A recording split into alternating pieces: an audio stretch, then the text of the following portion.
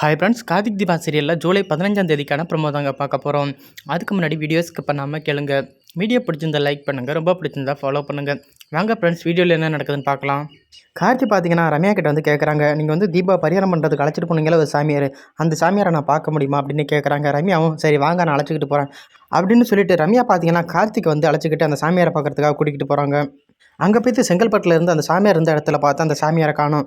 அதை பார்த்த உடனே கார்த்திக் வந்து ரொம்பவே ஷாக்காயிடுறாரு. அப்போ உடனே கார்த்திக் உடனே ரம்யா கிட்ட வந்து கேட்குறாங்க, எங்கே அந்த சாமியாரை காணும் அப்படின்னு. அப்போ உடனே ரம்யா வந்து சொல்கிறாங்க, கார்த்தி அந்த சாமியார் வந்து இங்கே தான் இருந்தாங்க. அப்போ உடனே கார்த்தி வந்து சொல்கிறாங்க, நீங்கள் சொல்கிற சாமியார் வேறு, மைதிலி சொன்ன சாமியார் வேறு அப்படிங்கிற மாதிரி சொன்னதோட ரம்யா பார்த்தீங்கன்னா அப்படியே திரு முழிச்சுக்கிட்டு இருக்காங்க. அப்போ ரம்யா உடனே கேட்குறாங்க, என்ன கார்த்தி சொல்கிறீங்க, எனக்கு ஒன்றும் புரியலையே அப்படின்னு. ஆமாம், நீங்கள் பார்த்த சாமியார் வேறு, மைதிலி பார்த்த சாமியார் வேறு, நீங்கள் பார்த்த சாமியார் வந்து போலி சாமியார் அப்படின்னு சொன்னதோட ரம்யா பார்த்தீங்கன்னா, என்ன கார்த்தி சொல்கிறீங்க, நான் பார்த்த சாமியார் வந்து போலி சாமியாரா அப்படின்னு ஒன்றும் தெரியாத மாதிரி ரம்யா வந்து அந்த இடத்துல ரொம்பவே நடிக்கிறாங்க. அப்போ உடனே கார்த்தி வந்து கேட்குறாங்க ரம்யா கிட்ட, ஏன் அந்த சாமியார் வந்து போலி சாமியார்னு உங்களுக்கு முன்னாடியே தெரியாதா அப்படிங்கிற மாதிரி கேட்குறாங்க. அதுக்கு உடனே ரம்யா வந்து சொல்கிறாங்க, ஏன் கார்த்தி நீங்கள் வேறு எப்படி சொல்கிறீங்க, அந்த சாமியார் மட்டும் போலி சாமியார்னு தெரிஞ்சிருந்தா கண்டிப்பாக நான் எப்படியாவது தீபா வந்து கூட்டிகிட்டு போயிருப்பேனா, எனக்கே நீங்கள் சொல்லி தான் அந்த விஷயமே தெரிய வருது அப்படிங்கிற மாதிரி ரம்யா வந்து சொல்லி சமாளிக்கிறாங்க. அப்போ உடனே ரம்யா வந்து சொல்கிறாங்க, நல்ல வேலை கார்த்தி, அந்த பரிகாரம் பண்ணுறதுக்கு தீபாவுக்கு பதிலாக நான் வந்து ஒத்துக்கிட்டேன். ஒருவேளை தீபா வந்து அந்த பரிகாரம் பண்ணியிருந்தா நிலைமை என்ன ஆயிருக்கும். கண்டிப்பாக கார்த்தி அந்த சாமியார் யார் என்னன்னு நம்ம கண்டுபிடிக்கணும் கார்த்தி அப்படிங்கிற மாதிரி கார்த்திகிட்ட சொல்கிறாங்க. அதுக்கு உடனே கார்த்திக் வந்து சொல்கிறாங்க, அதை பற்றி கவலைப்படாதீங்க ரம்யா, எல்லாத்தையுமே நான் பார்த்துக்கிறேன். அந்த சாமியார் யார் என்னன்னு கூடிய சீக்கிரம் கண்டிப்பாக நான் கண்டுபிடிக்கிறேன் அப்படின்னு சொல்லிட்டு ரம்யாவை அங்கேருந்து கூட்டிக்கிட்டு கார்த்தி பார்த்தீங்கன்னா உடனே கிளம்பிடுறாங்க. அப்போ உடனே ரம்யா என்ன பண்ணுறாங்கன்னா, எப்படியாவது நம்ம கார்த்திகிட்ட ஒரு வழியாக எஸ்கேப் ஆகணுமே அப்படின்னு சொல்லி நினச்சிக்கிட்டு உடனே கார்த்தி, எனக்கு ஃபேக்ட்ரியில் வந்து முக்கியமான ஒரு வேலை இருக்குது, நான் கிளம்புறேன் அப்படின்னு சொல்லிட்டு ரம்யா பார்த்தீங்கன்னா இங்கேருந்து கிளம்பிடுறாங்க. ரம்யா பார்த்தீங்கன்னா காரில் போகும்போதே அந்த சேகரை பற்றி யோசிச்சுக்கிட்டு போகிறாங்க. இந்த சேகர் வந்து கார்த்தி வந்து கண்டுபிடிச்சிடானா நம்ம எப்படியும் கண்டிப்பாக மாட்டிக்கிடும், அதுக்கப்புறம் இந்த வீட்டில் வந்து நல்ல பேர் எடுக்க முடியாது. முதல்ல சேகரை பார்த்து நம்ம வந்து இந்த விஷயத்தை சொல்லணும், அவன் வந்து எப்படியாவது நம்ம தலைமறைவாக இருக்க சொல்லணும் அப்படின்னு நினச்சிக்கிட்டு ரம்யா பார்த்தீங்கன்னா சேகருக்கு வந்து கால் பண்ணுறாங்க. சேகரும் உடனே ஃபோன் எடுத்து, சொல்லுங்கள் மேடம் அப்படின்னு சொல்கிறாங்க. சேகர், ஒன்று வந்து கார்த்தி வந்து எல்லா இடத்துலையுமே சல்லடை போட்டு தேடிக்கிட்டு இருக்கான், நீ மட்டும் மாட்டினீன்னா கண்டிப்பாக நானும் மாட்டிக்கிடுவேன், அதனால் நீ இப்போதைக்கு இந்த ஊருக்குள்ளேயே இருக்காது, எங்கேயாவது ஊட்டி கொடைக்கானல் இப்படின்னு எங்கேயாச்சும் போயிருக்கான்னு தூரத்துக்கு, உனக்கு தேவையான அமௌண்ட் வந்து நான் அக்கௌண்ட்டில் போட்டு விட்றேன் அப்படின்னு சொல்லிட்டு ரம்யா பார்த்தீங்கன்னா ஃபோனை வந்து வச்சிட்றாங்க. கார்த்தி பார்த்தீங்கன்னா ஒரு வழியாக வந்து வீட்டுக்கு வந்துடுறாங்க. கார்த்தி வீட்டுக்கு வந்த உடனே மைதிலி வந்து கார்த்திகிட்ட வந்து பேசுகிறாங்க, கார்த்தி எனக்கு என்னமோ அந்த ரம்யா மேலே தான் சந்தேகமாக இருக்குது, அந்த ரம்யா வந்து போலி சாமியை தெரிஞ்சே தான் தீபா வந்து கண்டிப்பாக அழைச்சிட்டு போயிருக்கணும். அப்போ உடனே கார்த்தி வந்து கேட்குறாங்க, எப்படி இதை கரெக்டாக ரம்யா தான் பண்ணியிருப்பாங்கன்னு நீங்கள் எப்படி சொல்கிறீங்க அப்படின்னு.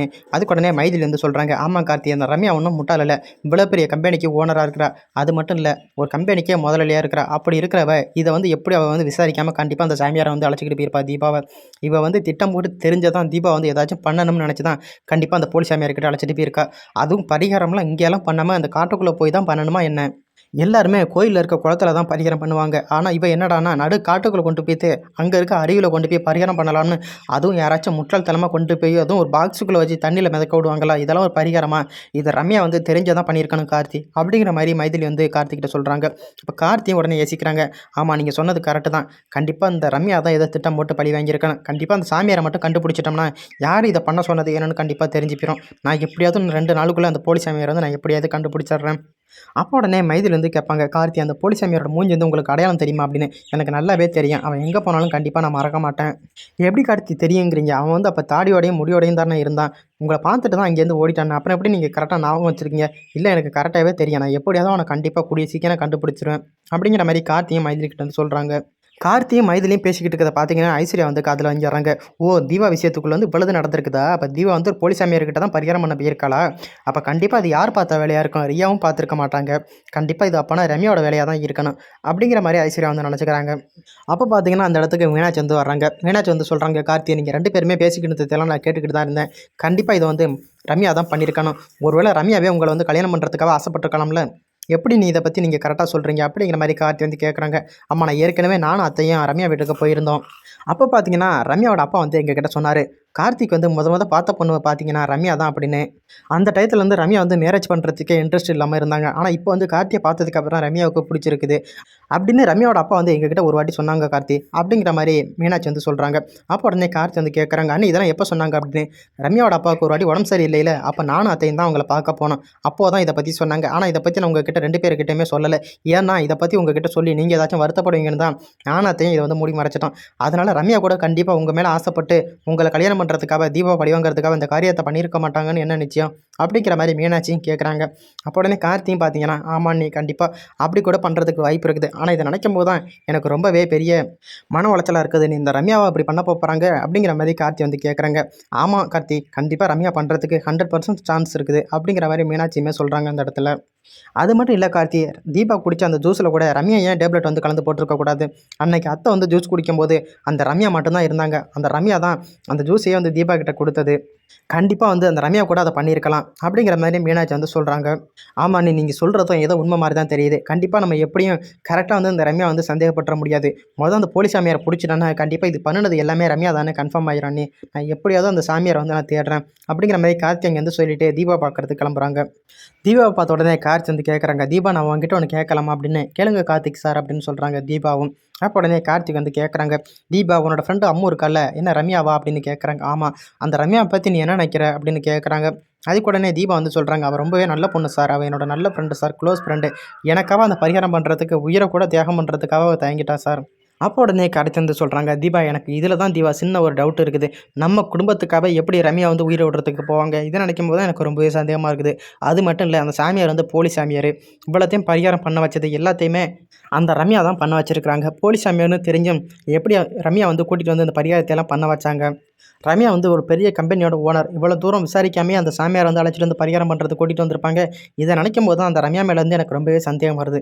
கண்டிப்பாக அந்த சாமியாரை மட்டும் நான் பிடிச்சிட்டேன்னா இந்த ரம்யா பற்றி எல்லாத்தையுமே நான் தெரிஞ்சுக்கிடுவேன் அப்படிங்கிற மாதிரி தீபா கிட்ட வந்து கார்த்தி சொல்கிறாங்க. அதை கேட்டுட்டு தீபா பார்த்தீங்கன்னா செம்மையாக ஷாக்காகிறாங்க. என்ன கார்த்திக் சார் சொல்கிறீங்க? என்னோடய ஃப்ரெண்டு அம்முவா இதெல்லாம் பண்ண போகிறா, அவள் பண்ணுறதுக்கு கொஞ்சம் கூட சான்ஸே இல்லை கார்த்திக் சார் அப்படிங்கிற மாதிரி தீபா வந்து சொல்கிறாங்க. அப்படி சொல்ல முடியாது தீபா, எதாக இருந்தாலும் நம்ம கண்டுபிடிச்சதுக்கு அப்புறம் தான் அதை வந்து உறுதி பண்ண முடியும் அப்படிங்கிற மாதிரி கார்த்தி வந்து அந்த இடத்துல சொல்கிறாங்க. அதுக்கப்புறம் பார்த்தீங்கன்னா மறுநாள் பொழுது விடியுது. தீபா என்ன பண்ணுறாங்கன்னா கார்த்தியை கூட்டிக்கிட்டு நேராக கோயிலுக்கு போகிறாங்க. அப்போ பார்த்தீங்கன்னா அந்த போலி சாமியார் வந்து வேஷத்தையெல்லாம் கலைச்சிட்டு அந்த கோயிலில் வந்து உட்காந்துருக்காங்க. அப்போ உடனே தீபா வந்து அந்த சாமியார் வந்து பார்க்குறாங்க. இவங்களை பார்க்கும்போது அச்சசல் அந்த போலி சாமியார் மாதிரியே இருக்கே, இவங்களுக்கு மட்டும் தாடி மீசையெல்லாம் வச்சுருந்தா கண்டிப்பாக அந்த போலி சாமியாரே தான் அப்படின்னு நினச்சிக்கிட்டு தீபா பார்த்தீங்கன்னா கார்த்திகை வந்து கூப்பிட்றாங்க. கார்த்திக் சார் இந்த இருக்காங்கல்ல, அவங்கள வந்து பார்க்கும்பொழுது அந்த போலி சாமியார் மாதிரியே இருக்குது. இவங்களுக்கு மட்டும் அந்த தாடி மீசை எல்லாத்தையுமே வச்சோம்னா கண்டிப்பாக அந்த போலி சாமியார் தான், இவங்களை மாதிரியே தான் சார் இருக்குது அப்படிங்கிற மாதிரி தீபா வந்து கார்த்திகிட்ட சொல்கிறாங்க. அப்போ உடனே கார்த்தி வந்து சொல்கிறாங்க, சரிங்க தீபா நீங்கள் இங்கே இருங்க, அவனை பிடிச்ச நான் என்ன ஏதுன்னு கண்டிப்பாக நான் கேட்குறேன் அப்படின்னு சொல்லிட்டு கார்த்தி பார்த்தீங்கன்னா அந்த சேகரை பார்க்குறதுக்காக போகிறாங்க. கார்த்தி வரதை பார்த்துட்டு இந்த போலீஸ் சாமியார் என்ன பண்ணுறாங்கன்னா ஃபோன் எடுத்து காதில் வச்சுக்கிட்டு சொல்லுங்கள் சார் நான் வந்துட்டேன் அப்படின்னு கிளம்பி பார்த்தீங்கன்னா அங்கேருந்து ஓடுறாங்க. அப்போ பார்த்தீங்கன்னா கார்த்தி ஓடி போய்த்து அந்த சாமியார் வந்து பிடிச்சிட்றாங்க. அப்போ உடனே கார்த்தி வந்து கேட்குறாங்க, எதுக்கு என்ன பார்த்துட்டு நீங்கள் உடனே ஓடுறீங்க அப்படின்னு. விடுங்க சார், எனக்கு முக்கியமான ஒரு வேலை இருக்குது, அதனால தான் நான் அந்த கோயிலுக்கு வந்துட்டு கிளம்புறேன். இப்போ எதுக்கு சார் தேவையில்லாமல் என்னை வந்து நீங்கள் பிடிச்சிக்கிட்டு இருக்கீங்க அப்படின்னு சொல்லி அந்த போலீஸ் சாமியார் சேகர் பார்த்தீங்கன்னா கார்த்தி கூட சண்டை போடுறாங்க. அப்போ உடனே கார்த்திக் வந்து கேட்குறாங்க, நான் சும்மா தானே வந்தேன், நீங்கள் எதுக்கு என்னை பார்த்துட்டு ஓடுனீங்க? அப்போ நீங்கள் இதுக்கு முன்னாடி என்னை ஏற்கனவே நீங்கள் பார்த்துருக்கீங்க அப்படி தானே அப்படிங்கிற மாதிரி கார்த்தி வந்து கேட்குறாங்க. அப்போ பார்த்தீங்கன்னா அந்த போலீஸ் சாமியார் வந்து அப்படியே திருன்னு முழிக்கிறாங்க. அப்போ உடனே கார்த்தி வந்து கேட்குறாங்க, நீங்கள் தானே தீபாவும் ரம்யா கூடயும் சேர்ந்துக்கிட்டு செங்கல்பட்டுக்கு வந்து அழைச்சிட்டு போனீங்க பரிகாரம் பண்ணுறதுக்கு, அந்த ஆற்றுல பரிகாரம் பண்ணுறதுக்கு, அதை நீங்கள் தானே அப்படிங்கிற மாதிரி கேட்குறாங்க. அப்போ உடனே அந்த சேகர் வந்து சொல்கிறாங்க, யார் சார் நீங்கள் தெரியாமல் என்கிட்ட வந்து பேசிக்கிட்டீங்க, என்னை பார்க்க நான் சாமியார் மாதிரியாக இருக்குது, யாரோ பண்ணின தப்புக்கு எதுக்கு சார் என்ன வந்து தேவையில்லாமல் நீங்கள் என்கிட்ட கேட்டுக்கிட்டு இருக்கீங்க. அப்போ உடனே கார்த்தி வந்து சொல்கிறாங்க, ஒழுங்கு மரியாதையாக நீ உண்மையை ஒத்துக்க, இப்போ மட்டும் நீ உண்மையை ஒத்துக்கலனா கண்டிப்பாக போலீஸ் ஸ்டேஷனில் கொண்டு போய் வச்சு உன்னை முட்டி தள்ளி அதுக்கப்புறம் நான் வெளியிலே வர முடியாத மாதிரி பண்ணிடுவேன். நீ தானே கண்டிப்பாக தீபா வந்து பரிகாரம் பண்ணுறதுக்கு அழைச்சிட்டு போனது, இப்போ உண்மையை சொல்கிறியா இல்லை உன்னை போலீஸ் ஸ்டேஷன் அழைச்சிட்டு போட்டா அப்படிங்கிற மாதிரி கார்த்தி வந்து ரொம்பவே மிரட்டுறாங்க. அப்போ உடனே இந்த போலீஸ் சாமியார் வந்து சார் அதை வந்து சார் அப்படி இப்படின்னு இழுக்கிறாங்க. அப்போ கார்த்தி பார்த்தீங்கன்னா செம்மையாக கோவப்பட்டு கண்ணத்துலேயே பலர்னு அறையிறாங்க. சார் போதும் சார், என்னை அடிக்காதீங்க சார், நான் உண்மையெல்லாம் ஒத்துக்கிறேன் சார், பணத்துக்காக தான் சார் இந்த நான் வேஷம் போட்டேன். தீபா கூட வந்து ஒரு ரம்யான்னு ஒரு மேடம் வந்தாங்கல்ல சார், அந்த மேடம் தான் சார் என்கிட்ட பணம் கொடுத்து இப்படியெல்லாம் நடிக்க சொன்னாங்க. நீ வந்து பரிகாரம் பண்ணுற மாதிரி நான் அந்த பொண்ணை அழைச்சிட்டு வந்துடுவேன், அங்கே போய்ட்டு பாக்ஸுக்குள்ளே வச்சு இந்த பொண்ணை வந்து நம்ம பாக்ஸுக்குள்ளே வச்சு தள்ளி விட்டுறலாம் அப்படின்னு அந்த ரம்யா மேடம் தான் சார் சொன்னாங்க. நானும் சரி சாமியார் வேஷம் போட்டுக்கிட்டு நானும் பரிகாரம் பண்ணுற மாதிரி அங்கே வந்துடுறேன், நீங்கள் கண்டிப்பாக அந்த ரம்யா வந்து அந்த ஆற்றுக்கு அழைச்சிட்டு வந்துருங்க, நம்ம வந்து 2 பேரும் சேர்ந்து அந்த பாக்ஸுக்குள்ளே ரம்யா வச்சு ஆணியெல்லாம் அடித்து அந்த ஆற்றுக்குள்ளேயே தள்ளி விட்டுறலாம் அப்படின்னு அவங்க சொன்னாங்க சார். நானும் சரின்னு சொல்லிட்டு தான் சார் பணத்துக்காக இந்த ஒத்துக்கிட்டேன் சார். சார் தயவு செஞ்சு போலீஸ் கிளீஸ்னு போயிடாதீங்க சார், அதுக்கப்புறம் என்னோடய வாழ்க்கையே போயிரு சார் அப்படிங்கிற மாதிரி இந்த போலீஸ் சாமியார் பார்த்தீங்கன்னா கார்த்தி காலில் விழுந்து ரொம்பவே கெஞ்சுறாங்க. அப்போ உடனே இதெல்லாம் கேட்டுட்டு கார்த்தி பார்த்தீங்கன்னா செம்மையாக டென்ஷன் ஆயிடுறாங்க. அப்போ இது எல்லாத்தையுமே பண்ணினது ரம்யா தானா? அப்போ ரம்யாவை பற்றி மீனாட்சி மைதிலி எல்லாருமே சொன்னது எல்லாமே உண்மை தானா அப்படிங்கிற மாதிரி கார்த்தி வந்து அந்த இடத்துல நினைக்கிறாங்க. அப்போ உடனே கார்த்தி என்ன பண்ணுறாங்கன்னா, அந்த போலீஸ் சாமியார் அழைச்சிக்கிட்டு நான் சொல்கிற இடத்துக்கு நீ ஒழுங்கா வர. அந்த ரம்யா முன்னாடி அந்த உண்மை எல்லாத்தையுமே நீ வந்து அங்கே சொல்கிற. சொல்லலைன்னா உன்னை இங்கேயே நான் கொன்று போட்டுருவேன் அப்படிங்கிற மாதிரி சொல்லி அந்த போலீஸ் சாமியார் பார்த்தீங்கன்னா, கார்த்தி என்ன பண்ணுறாங்கன்னா, அவங்க காரில் அழைச்சிக்கிட்டு நேராக ரம்யா வீட்டுக்கு கிளம்புறாங்க. அப்போ கார்த்தி வந்து சொல்கிறாங்க, ரம்யா பற்றி நான் எவ்வளோதும் சொன்னேன். ஆனால் யாருமே நம்பலை. இப்போ தான் ரம்யா பற்றி திட்டவட்டமாக நான் கண்டுபிடிச்சிட்டேன். இப்போயாவது பார்த்தீங்களா தீபா, அந்த ரம்யா வந்து எப்பேற்பட்டவனு உங்களை கொல்றதுக்கே அந்த ரம்யா வந்து துணிஞ்சிட்டா பாரு. இதுக்கப்புறமா அந்த ரம்யா வந்து நம்ம சும்மாவே விடக்கூடாது. இப்போ கண்டிப்பாக அந்த போலீஸ் சாமியாரை கொண்டு போய் ரம்யா முன்னாடி நிறுத்தி ரம்யாவோட மானத்தையே வாங்கணும். அதுக்கப்புறம் ரம்யா வந்து நிரந்தரமாக நம்ம ஜெயிலுக்குள்ளே தள்ளணும் அப்படிங்கிற மாதிரி கார்த்தி வந்து சொல்லிட்டு அழைச்சிக்கிட்டு